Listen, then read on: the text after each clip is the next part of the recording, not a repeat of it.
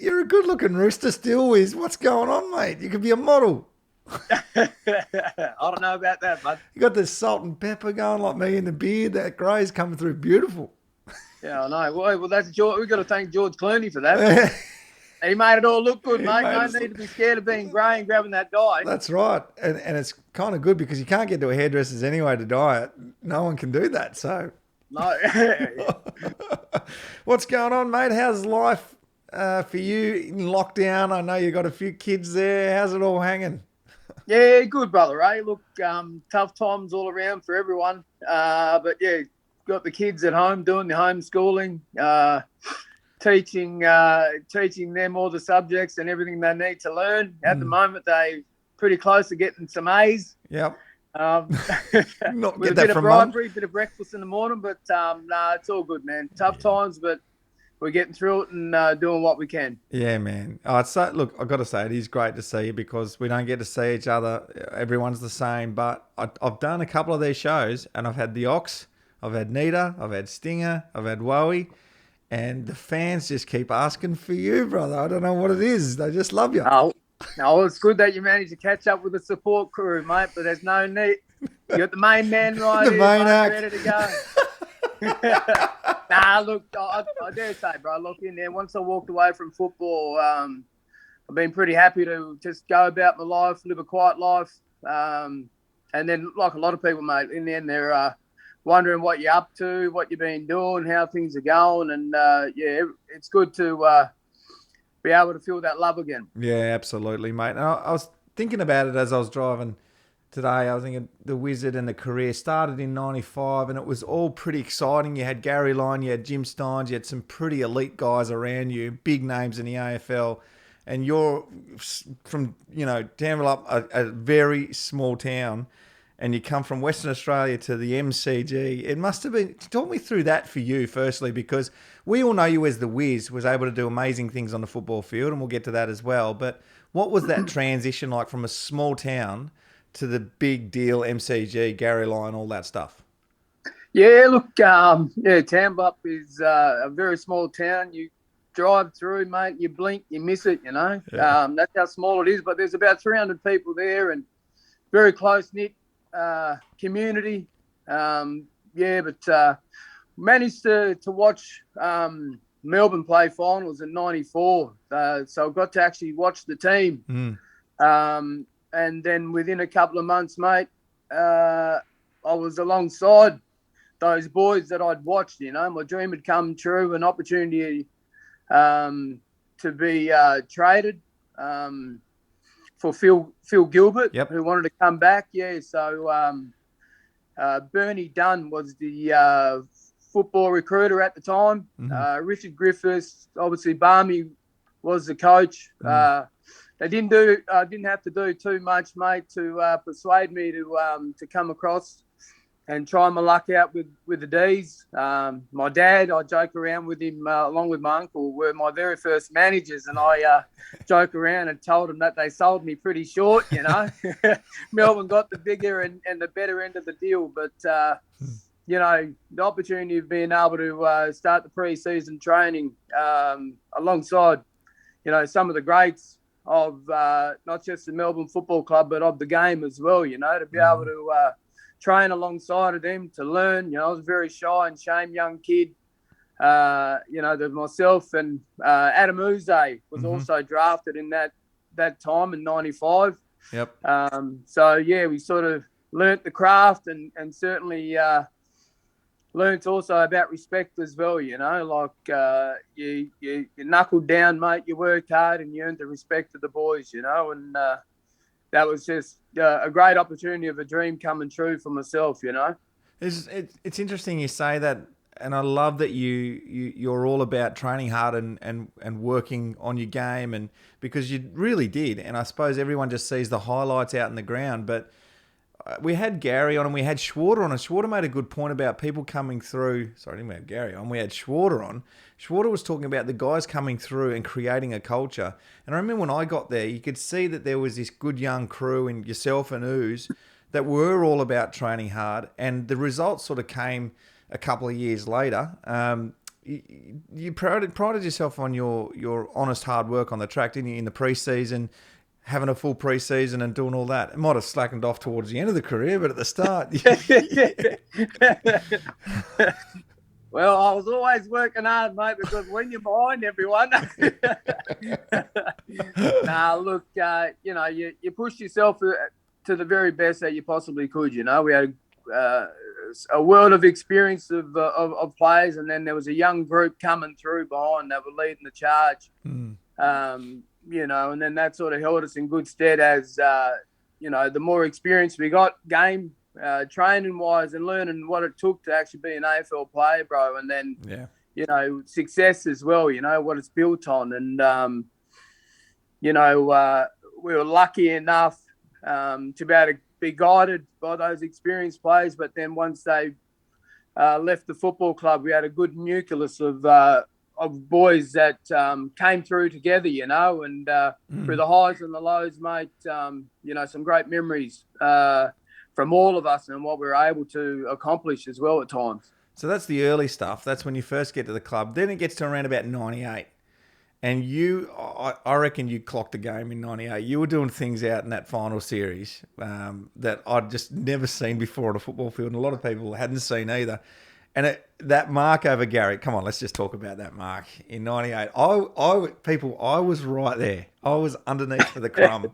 And I didn't see Wiz. I just saw Gary, he's going to contest this mark. And then all of a sudden, the little Wiz just pops up. I'm out of nowhere. And he's... Talk me through it. It was only ever one proper one I got to do, mate. It wasn't unlike yourself where you were pretty much almost doing it every week, But look, Anthony McDonald was coming off the wing, and Gary had already made position. He led, but then the ball was kicked up high, so he had to reposition, and pretty much, I think it was him and I forgot the guy who is Turner, I think he was. Yeah. They were pretty much in front of myself and Tawny, I think the Richmond player were. So we pretty much both had a pretty decent crack of jumping up over the top of them. And then I was just lucky enough to get up, mate. Got an extra bit of a boost as well. And we're able to hold on to the football and bring it down. Oh, it was a ripper. And I think the tape gets stopped before it sees me. I was there for the crumb, and I was jumping around like an idiot after I saw the mark. Like, oh, how good was that? Like, I'm a spectator out on the ground. Like, I'm a fan loving it. It was amazing. Yeah, well, and it was right on the side where our race and our supporters were as well, So it was pretty decent, exciting. It was the very last game of the round of the season. Yeah. Round 22. Yes. Richmond were looking to try and scrape into the 8, and I think we were looking to win to sew up top 4. Yeah.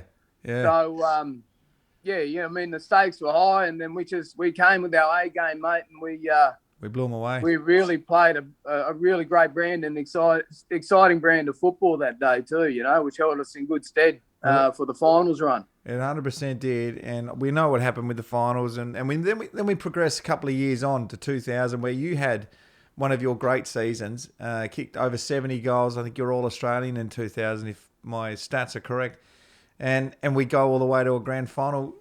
Give us your memories. I mean, the reason I ask about these two particular years is because we're obviously having a good year this year, and you're sitting back loving it because I know you love your boys now. And I'm trying to see parallels between what's happening now and what was happening for us. 2000, we had a really good mix, didn't we? Young, old, and excitement again. But we probably were just a little bit too young and thought that it might happen in a couple of years time, but it obviously didn't. Talk me through 2000. Yeah, look, we had a really good balance right across, on from the back line, the mids to the forwards.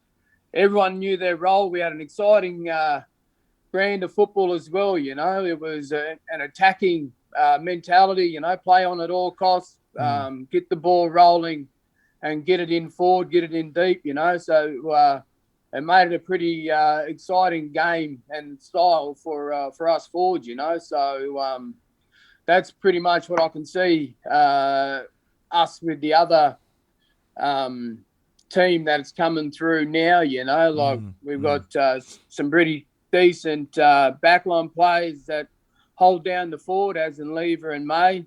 Obviously, your midfield, you can't go past Oliver and Petrarca, also Gorney, and then you've got, back in our day, we had Nita, Water, yourself as your 3-tier, and, they're the same. They've got Brown, then you've got McDonald, and then also either a Jackson or a Gorn, and then you've got a small posse coming through, So it's exciting, mate, Like, it's great to watch the boys go about their business. Everyone's all up and up and excited about what could be, you know. Yeah.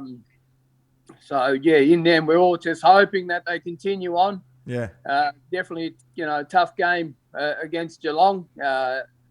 And, we're all hoping that they can play, I wouldn't say like they did the last time because, in the end, to a degree, they were very lucky. Yeah.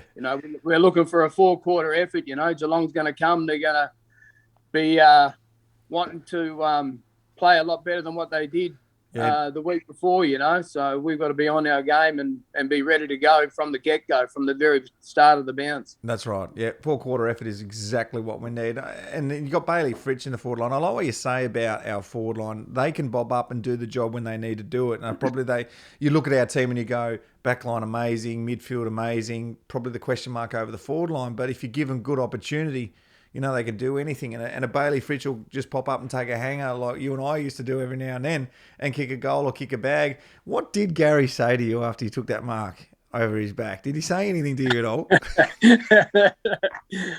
Nah, there wasn't much said, mate. And I was too hyped up myself, Yeah. And we're taking the mark and then an opportunity to go back and have a shot on goal. Sadly, I didn't kick the goal, but it doesn't matter. In the end, it was a great moment. Gary's had a lot of other great moments with other blokes jumping on his back as well. Hint, you and Shawnee Smith. Shawnee Smith, we forget about him. He was almost the originator, wasn't he? He took the mate. Mark. Well, that was the whole thing. It was almost every week. Yeah. He was doing something special. It sort of got to that stage where it's like, oh, here we go again. Yeah. It's a bit like that Jeremy Howe.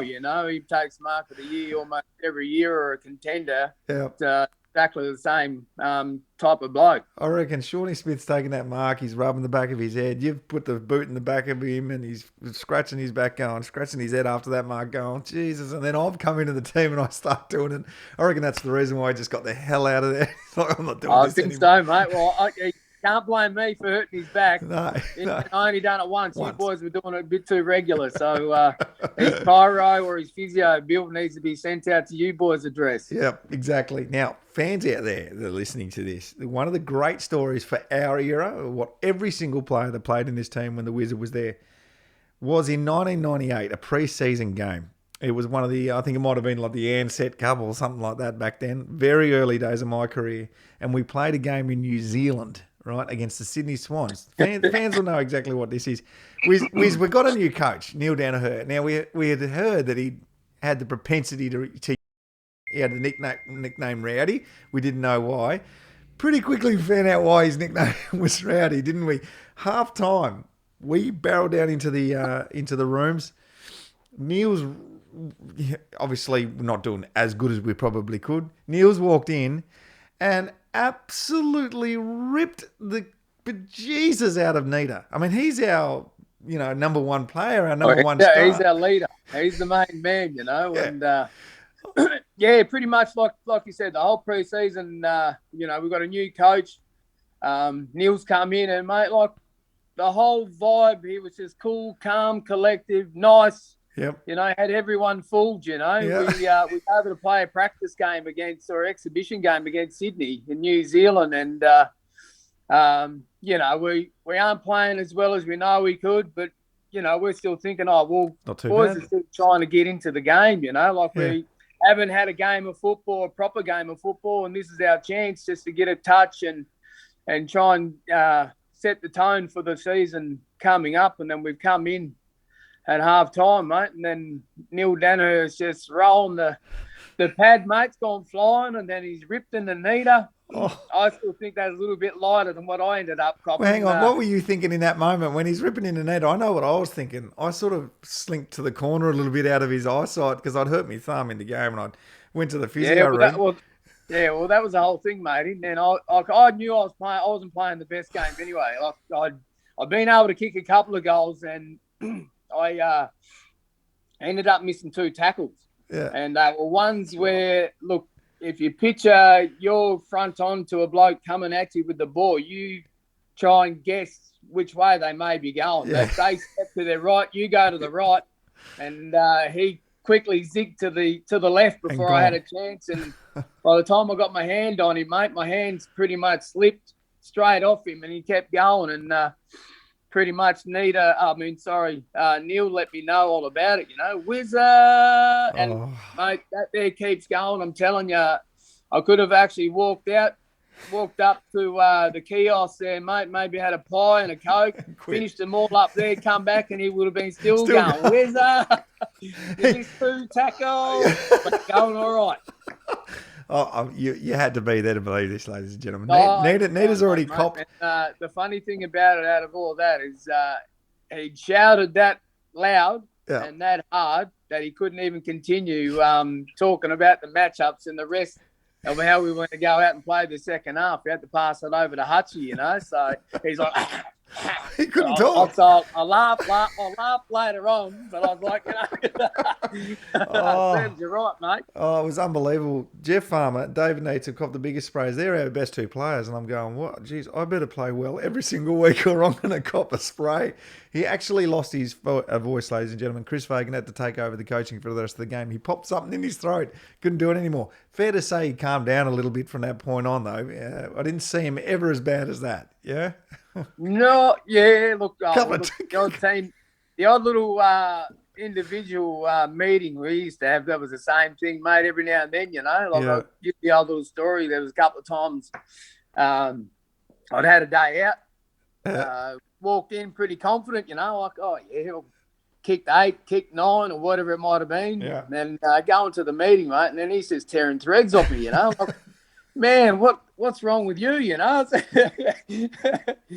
just kicked 9 goals, mate, and you're still saying I'm not playing well. I was like, I don't know what to do for this bloke. But, in the end, it's just one of those things. I think we sort of developed, communication where, he was good, he was firm, but then he also could give me, a bit of a toning down, so to speak, with few words, to try and get me back up, to make sure I didn't become too complacent or comfortable with how I was performing or my position in the team, and it really made me appreciate him even more once I sort of realised, like, it's nothing personal. He doesn't hate me, and then he wants to see me playing my very best and getting the best out of myself because it benefits myself, but then also the team as well, what I can contribute if I'm on the ball, and playing in the right mindset. Yeah, I mean, look, it's a magic formula that coaches have, and Neil certainly had it, didn't he? You wanted him to like you. That's all you wanted. You wanted him to like what you did out in the field,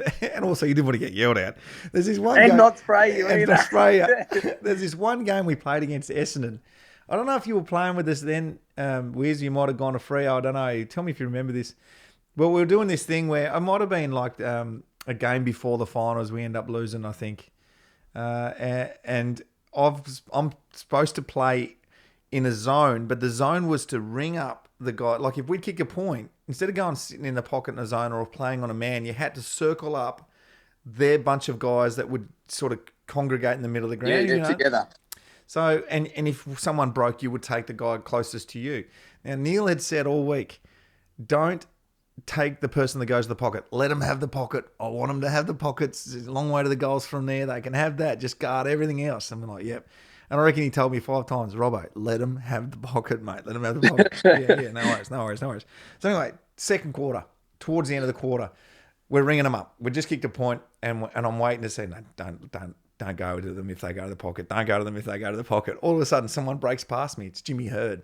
He's running to the pocket. And I'm like, right, that's fine. Off you go, Jimmy. That's no worries. Then all of a sudden, I hear James McDonald. Now, James McDonald can give a pretty good spray out in the field. He's got that high-pitched voice, doesn't he? And he screams at you. He was tagging Jimmy Hurd and didn't want him to get a possession. So he's yelling at me, Robbo, chase him. And in my head, I'm going, Coach told me not to chase him. But but James McDonald was telling me to chase him. I didn't know what to do, so I just instinctively went with him to stop him from getting a kick. Well, ball goes over Jimmy's and my head to the guy that broke from my position. He gets the ball, kicks it to someone on the wing. Into their forward line, they take a mark. Siren goes, they kick a goal. And I'm like, oh no, I'm in trouble here. So I walked straight into the rooms, sat down in the rooms and just trying to hide, do that thing where I hope he didn't say anything. He walks in the room and he just gave it to me. And I just lost it. I don't know what happened, but I blacked out. Next thing I know, I'm over to him and I'm almost trying to fight him. Nita was holding me back. I was just trying to tell him, no, telling me to go. James McDonald told me to go. Whinging like a little kid. But that's the high pressure of it, man. Sometimes you make mistakes out there. You're trying to do your best. Trying to do the right thing. Never happened. I got into trouble most for not tackling, but we all know that. Now, Wiz, Fremantle, you go over there, family situation. What I love about you, mate, is, and I think a lot of fans love about you, is that you still have this love for the Melbourne Football Club because, I don't know, is it because they gave you the start in the early days? Yeah, look, man, it's pretty much like I left home as a young boy, pretty much. And the opportunity that Melbourne gave me, plus, the people there, as in the players, the staff, the supporters, they embraced me, loved me as their own mate, and looked after me, for the 7 years I was there. I'm forever grateful to the football club. My family as well, forever grateful. A lot of my family still barrack for Melbourne as well, even though I did go home. They stuck thin with the Melbourne Football Club as well, So, that's how much the football club mean to me, and that's how much the football club mean to my family as well, So it's been great, even though I did go back home, to still be loved and thought about from the Melbourne Football Club, even my ex-teammates as well, my great mates. I hadn't seen, you boys for 10 years, 15 years, 20 years. And, we catch up, we see each other. It was only just like yesterday, brother, that we pick up the pieces, man, have a laugh, have a joke, and catch up as though it was only just like yesterday, bro, and that's 100%. The vibe that I've always loved about the football club, everyone involved with the football club, and, my love will always continue with the football club no matter what. I agree 100% with you, mate. The Wizard, where did that come from? Because I know what it's about. You're able to conjure something up from nothing, kick a goal from nowhere, do something magical.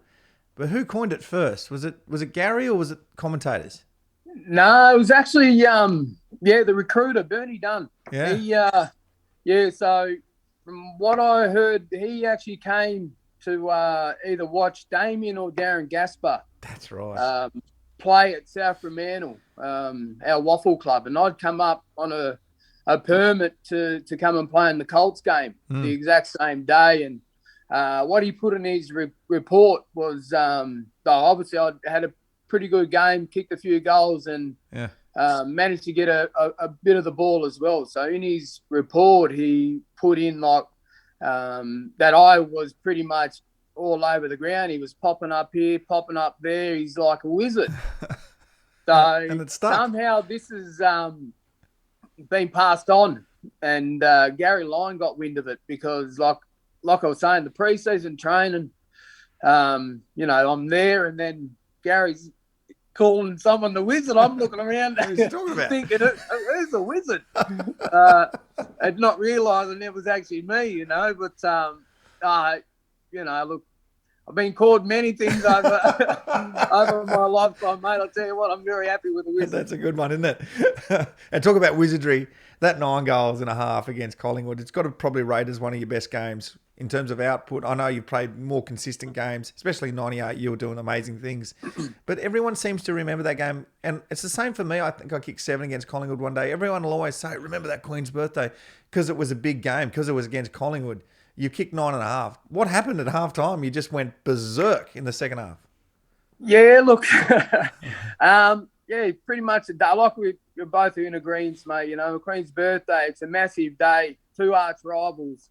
I'd pretty much been off the ball, you know. Like in the end, you come to play, you're 100% ready to go, you know. But I mean, my grandmother had a heart attack, brother, you know. So my mind just wasn't in the right space, you know. And in the end, I was just lucky in the end that you know, Ben Beams, you know, wasn't good for him, but you know, had to come off. You know, he'd unfortunately broke his arm, and that was the only opportunity I got to be able to come back on. You know, and knuckle down. I got to admit I wasn't too happy with Danners, for chucking me on the bench. You know, but in the end, mate, I was lucky enough to be in the right place at the right time with a few of them. Got on the end of a couple, mate. Even stole one from you. Yeah.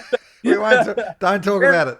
I still remember that. I've gone up for a mark, mate. I didn't realise I grabbed it out of your hands. Yeah. Everyone else was giving me his pat on the back and slapping me. Great mark, Jeff. I looked at you over there with your dummy. Spat it on the ground. Oh, what's the matter with this bloke? But yeah, in the end, mate, like it's you know, it was a great day out in the end. You know, to be able to kick 9 goals in a half. Yeah. You know, we soldiered on. That was a great win for us as well. You know, held us in good stead. You know, we ended up getting on a roll as well. You know, we won in the end. I'm pretty sure maybe 12 games on the trot, bro. You know, we got a touch up by Carlton. Got a real good ear bashing from Danners after the game, and then that changed our attitude. You know, we went on an unbelievable run, just winning game after game. And then, you know, we were all confident and pumped up as, you know, our form allowed us. But, you know, came up a game short against Essendon, who were unbelievable that season, you know. But, I still looked if in the end we were able to play our best game, man, and take them on. Like we were still in the game at one stage as well, you know. Oh, I reckon half-time we were a real chance to win that game. And look, that may happen this year. Who knows? We'll see what happens tonight. We'll see what happens next week. It's going to be going down over in the West. Do we play 4 quarters of football? It's what it comes down to. You just have to play consistent football. You might be able to pinch it like they did against the Cats with a kick after the siren, but more often than not, that's not going to happen. Mate, we would have had some titanic battles out in the ground against some really decent opposition, because when you're kicking 9 goals, or when you had a season like you did in 98, they send someone out there to stop you. Who was your toughest opponent, do you reckon? Who'd you find it hard against?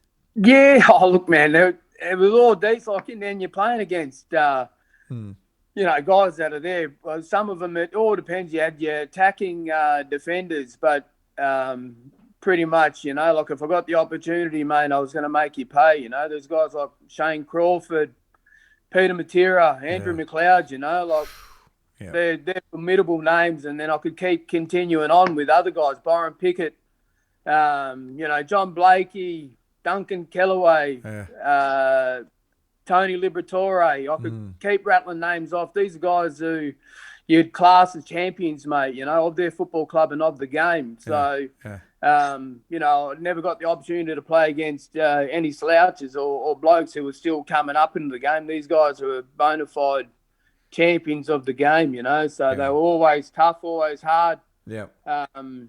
You know, in there it was just, I was very confident, mate, in what I could do. And it was just a matter of getting the ball and seeing it enough times to put the scoreboard on. Oh, mate, you had a sensational career. There's absolutely no doubt about it. We would have loved to see you stay at the D's. Who knows, we might have got a premiership before they get one this year. We don't blame you at all. Hey, mate, who do you keep an eye on now before we finish up? Who are you looking at the moment going, yeah, he's a really good player? You know, I've got a couple of my favourites, I'll tell you, before you ever think about it. I love watching the way that Clary goes about it. He's a hard nut and he's a redhead. But you've got to say, for me, there's 2 other guys that I really love. It's Cozzy, obviously. You get drawn towards that sort of movement, that sort of excitement. But it's also Jackson. Love the way he attacks the ball and he clunks it. Another good Western Australian boy, isn't he? So those 3 for me. Who are you looking at the moment going, yeah, geez, good player? Brother, you must be reading my mind, mate, because I only got asked this question probably 10 minutes before I actually come on this meeting with you. And it was mainly 2. Yeah. And it is like Oliver is in my view, mate, my opinion, the best Yep. in the game. Yep. You know, and I mean, that might be a big statement, but he's proven it time and time again, mate. You know, I love Petrarca, but to me, Oliver is our main man. And the game style, the way he goes about his business, non-fuss, mate, just gets in there, cracks in, has a go, mate, and, you know, he's a machine, you know, and he can carry everyone on his back in that midfield with his role. And Cozzy is an excitement machine, mate, a small forward that can do anything and everything when he's up and going, you know. So he's exciting to watch. And then, just the growth of Jackson, you know, with winning the Rising Star, well deserved, mate, and then just with what he's been able to do, you know, the opportunity, you know, he's become a very important part of that ruck duo, you know, being able to be attacking and dangerous in the forward line, but then being able to give Maxi a rest to go into the midfield and still pretty much run around as though he's a rover, you know. He reminds me like a Jimmy Steins. That might be a big statement, mate. Still a long way to go. But, you know, he's another ruck rover type that, you know, just he'll tap the ball, but then he follows it as well, you know. And the good thing about him being a young bloke, mate, is that he's not short of confidence, you know, and probably isn't going to die wondering. He's going to have a go, no matter who and what it is, and back himself in, you know. He comes from a basketball background, so very athletic type of player and a key part of why we are where we are. It's a great summation, Wiz. And look, I could talk all day about all that stuff that we used to do back in the day. I mean, there's after hours stuff too that we haven't even touched on. We only talked about footy, didn't we? We won't go there, will we? They were good times though. And look at him. He's a good looking rooster, the old Wiz. He's still, you know, the great. I'm loving what you're doing at the moment, Wiz. You're looking all right. couple of good looking roosters. Hey, you even forgot all about when we were coming out for that finals game against Adelaide. I don't know if you remember. I remember. I was always the last bloke to run through the banner, and I'm about to go through. Then I looked to where the stick of where they hold up the banner had actually wrapped around the pole, you know, and then I see this arm come out of nowhere. I'm like, what the hell is going on here? And I realise it's you. You've been wrapped up like a little Christmas present, mate, in the banner. I don't know what happened. They played a trick on me. I didn't like to touch the banner, but something happened. It recoiled and it wrapped around me, and I was mummified and I couldn't get out. I was like, help me. Then I'm about to run out, and then I look at you, I start laughing, and this was a big game, mate, you know, in front of 60, 70,000 people, and you've come out and almost pretty much scared the bejesus out of me, thinking, oh no, look here, we got a mummy here. I actually felt like the whole crowd was just laughing at me, struggling with the paper crepe, trying to get out of the banner. Yeah, don't worry, I've seen it, mate. Don't worry about that. Thanks for bringing that up. Appreciate it, mate. Nah, you're welcome. There's a few more I can do, but I won't. I'll leave it there. We'll do another one maybe later on, mate. I'll get you back on and we'll talk about all that other stuff after hours chapter. That'd be brilliant. Anytime, bro. Wizard, mate, I can't believe it's been so long. We haven't been able to catch up, but we will soon, brother. We'll be able to get to the MCG. Watch our boys. It's been so good catching up with you, man. Stay healthy, stay safe, and stay homeschooling. Yeah. It sucks. Take care. Pleasure talking to you, brother, as always. Fingers crossed, mate. Go D's. Go D's. Let's get this premiership, yeah? Good on you, brother. See you soon. Take care. Bye, mate.